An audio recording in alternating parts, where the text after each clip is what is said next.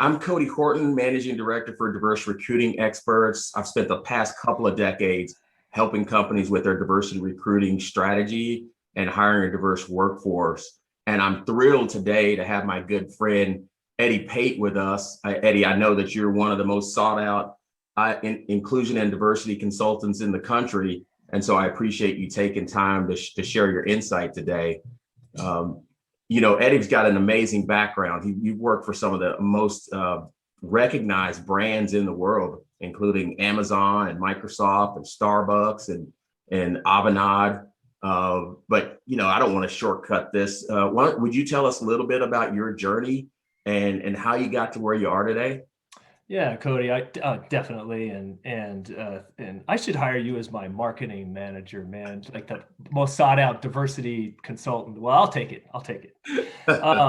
So I when I tell my story, I like to go back to the fact that I'm an Army brat, and not to draw it out, because I think it does it plays into the significance of what I've done, going forward. Being an Army brat, traveling the world, I'm a product of a mixed marriage. My mom was from Niederfischbach, Germany. My dad was from Tennessee, and they met in Europe. And I was born in Frankfurt, Germany. So lived in multiple places in Germany. Actually went to 3 different high schools, man, if you can believe it. Sophomore and junior year in Munich American High School, senior year in Monterey Carmel area at Seaside High. And I say all this because I traveled. I got to see different cultures and background. And I think that even though I didn't think of it then, that bug around fairness and difference and travel and cultural differences just was started then.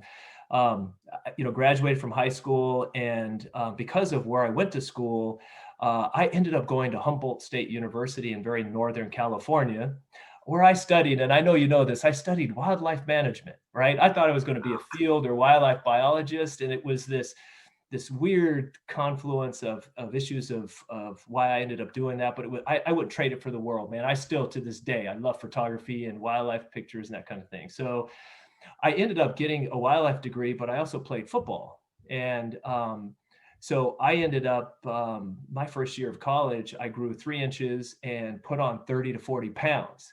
Wow. And so by my sophomore year, I was an All-American football player at Humboldt. And so that kind of, I only say that not to brag. I just say that shifted my focus. And so I set my sights on playing professional football and got an opportunity to play very briefly with the San Diego Chargers, but I hurt myself in camp, tore an ACL. And back in the late 80s, when you tore your ACL, that is a year recovery. That's a cast. And it's much harder to come back than, with the techniques they use nowadays. So I ended up retiring from football pretty early on, pretty quickly. I'm one of the reasons why the average age of an NFL player lasts about 3 years, right? It's like, I'm hurt in camp. And so I ended up going back to Humboldt, where I became the assistant director, the assistant director of admissions and school relations. And I started building a love for speaking and working with groups and leading and begun formulating how I want to manage and lead people. And then I ended up leaving Humboldt, was married by then, had a 6-month-old little girl, and got a master's degree at Humboldt. And then we left to go get PhDs. And so we looked at multiple schools, ended up coming up to Seattle area, and we went to the University of Washington, both my wife and I, with a 6-month-old kid, because we had to do that, make it really hard. Yeah, make it difficult. Yeah, make it difficult. And I started the program for sociology. It's comparative race and ethnic relations and social psych. Had another kid in 98, graduated in 2000. And I was at this inflection point, Cody, where I needed to decide whether I'm going to go into academia or I'm going to try to go into the corporate space and have an impact right away. I ended up choosing the corporate space, met someone who knew someone at Amazon or at Microsoft, met the head of diversity for Microsoft, Santiago Rodriguez. Remember Santiago? I remember. The brother was amazing. And I met Santiago, we hit it off. He introduced me to my very first manager and long-term friend now and mentor, Charles Stevens, in the Enterprise and Partner Group. And I think that was about the time that we met.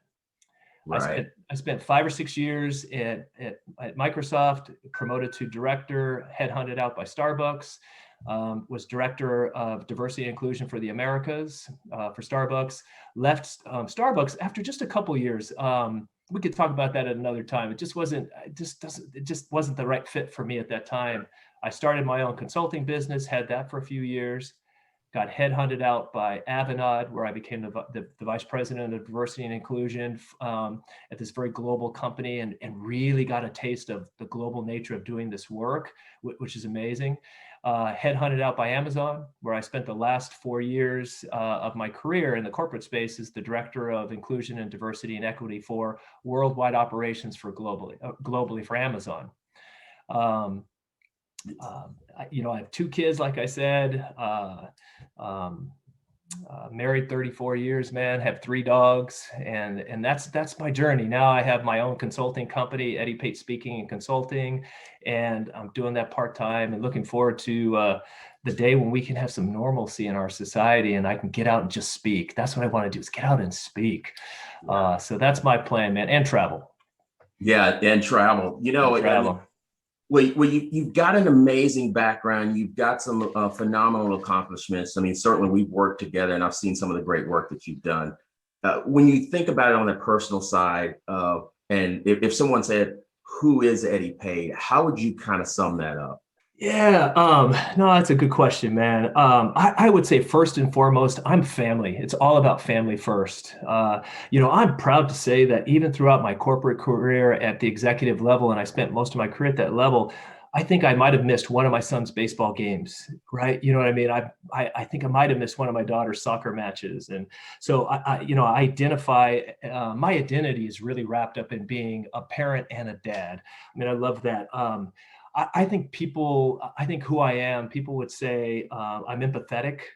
I'm all about inclusion, awareness, fairness. As I said, I'm a sociologist. I'm an athlete. I'm proudly Black, right? I'm biracial, but I self-identify as Black male, and very proudly so. I mean, I love nature and animals. So I hate it when people drive slow in the left lane. It's that kind of stuff. But I love to give, and I would just assume help others as to get something in return, just because that's just kind of the way that it really moves me to be able to help people. I mean, as you could tell, I'm extremely extroverted. My wife is extremely introverted, so that makes it for really interesting parties. And like I said, when and I talked about going to beaches and stuff like that and traveling to Hawaii, I am someone who just finds solitude and peace walking on the beach and listening to the water and listening to the wildlife that's around you. I mean, I'm kind of complicated, man. I like to work out. I like to take pictures. Photography is a big bug. So I've got a lot of stuff going on, but it's about empathy and love, man. It's kind of where my head is.